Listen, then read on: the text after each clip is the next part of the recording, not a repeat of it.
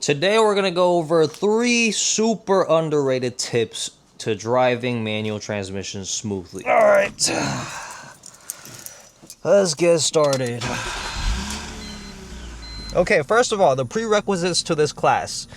1, you already know how to drive manual transmission. And 2, you're pretty well accustomed to where the bite point is in your clutch travel. Okay, I'm not here to teach you how to drive manual transmission. I'm here to just maybe help you out in smoothing out your driving so you don't make your passengers car sick. So with that being said, we will begin our lessons today. Okay, so when you start driving a manual transmission car, what tends to start happening is you focus a lot of your brain capacity on managing the clutch as smoothly as possible, right? And so you tend to think in order to get smooth shifts, you have to be perfect with your timing in terms of letting out the clutch and just smooth with the bite point.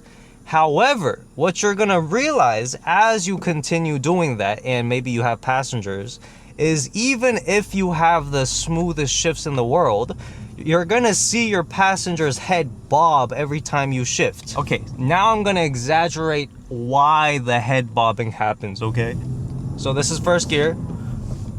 Oh wait, okay, hold on. I'm too good at this shit right now. Okay, maybe I should just explain it with my mouth. So what ends up happening with a lot of manual drivers is they get on the gas, and in order to shift, they release their foot off the gas and get on the clutch. But that movement of getting off the gas and getting onto your clutch, you get off the gas too aggressively. So look, this happens, let's say first gear, and then that, right? And so if you're getting off the gas too abruptly in order to shift into the next gear, the car's still gonna slow down a little bit, right? Basically what I'm trying to say is every time you shift gears, instead of just stabbing off the throttle, you have to ease off the throttle just like you do in acceleration. So I'm gonna repeat myself again. Foot on the gas before you shift. Instead of just lifting your foot off, you have to ease off a little bit. Just a split second. That's all it really takes. In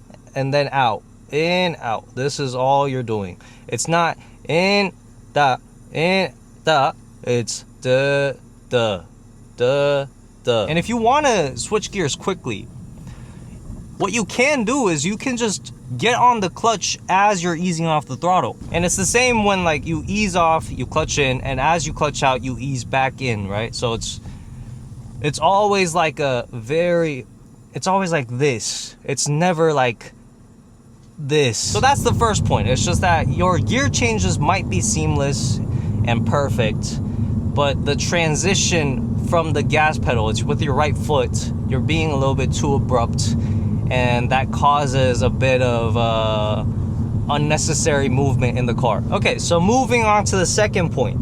People make clutches out to be something really scary. Everyone says that replacing clutches are super expensive and you want to slip the clutch as little as possible. You don't want to wear out the clutch prematurely. And just all this lingo of how fragile clutches are and how expensive they are to fix. And what ends up happening is you get scared of staying at the bite point and slipping the clutch a little bit longer to smooth out your shifts, right? Especially on your downshifts, you know, like if you over or under rev sometimes, or you just kind of miss the mark, you can just stay at the bite point a little longer, let the clutch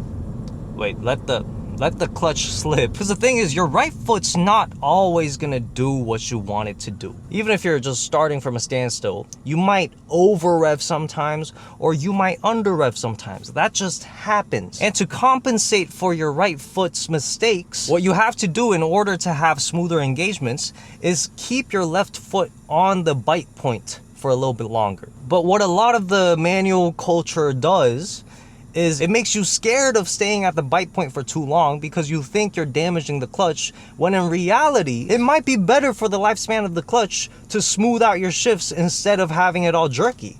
I think, I don't know the engineering behind it, but so I'll demonstrate that with the over-revved downshift, okay? I'm gonna over-rev my downshift from 4th to 3rd, and I'll first just release the clutch really fast, and then I will do okay, I'll just do it right now. Yeah, see, my car lurched forward, right? We'll go this way. And then to second gear. Yeah, see, that third to second is a lot harder to nail. But what I did is I kind of over-revved the clutch from, not clutch, oh my god. So what I just did there is I over-revved a little bit from third to second, but I know the bite point of the clutch.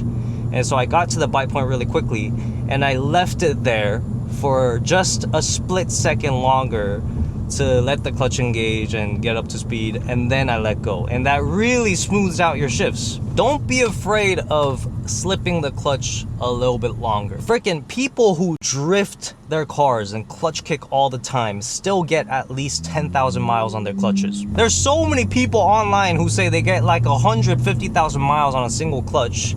And I would assume that not all of them are the best manual drivers out there. It's just people know how to engineer their clutches. And my cousin said this before to me. Those engineers assumed that you're gonna be an idiot. They had to build these things knowing that there's gonna be bad drivers. If you're that afraid of replacing clutches, get an automatic gearbox. Okay, now for the very last point. This is for lower speed circumstances. As long as your car is rolling, you don't necessarily have to go into first gear. First gear is always the clunkiest, and sometimes you might lug the engine if you're in too high of a gear at a low speed, right? But don't worry about lugging the engine.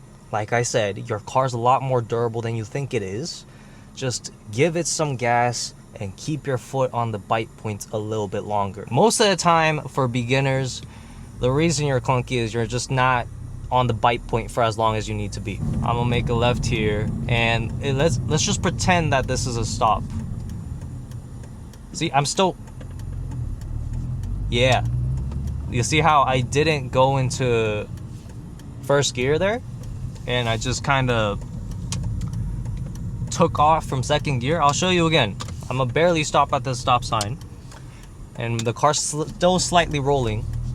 And that was second gear, right? What a lot of people do is they will choose to do first gear, which is better for your engine, most likely. However, if you're feeling a little bit tired, or you're just a little bit lazy, or you just want the smoothest driving experience, as long as the car is rolling, second gear is perfectly fine for most situations. Now, if the speed's a little bit faster, like let's say around 10 miles an hour, you can choose third gear instead of second gear, and it does the same thing. It's just choosing to be one higher gear than maybe you should be in, and paying the clutch price in order to be smooth.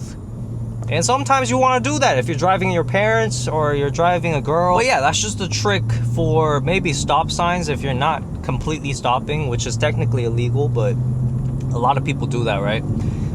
They'll come to a stop, and then it's like a rolling start, and it's always clunky because you're trying to get into first gear and match the revs and the clutch and everything. And that's not the easiest thing to do a lot of the time. And so maybe if you're just like feeling less confident that day, or you just want to be lazy and a bit smoother, what you can do is you can just get into second gear and it'll be fine for most situations. But yeah, I guess my point is, when in doubt, just slip the clutch a little bit longer and don't be afraid of it. What is he doing? What? You got to the stop sign first, bro. Yeah, so I guess that kind of concludes the 3 underrated tips to driving manual smoothly. But to recap it for you, for the smoothest shifts possible, it's not just about your clutch foot, it's also about your right foot. You have to modulate the throttle and not be so abrupt in your transition. Second, don't be afraid of slipping your clutch and staying at the bite point for as long as you have to.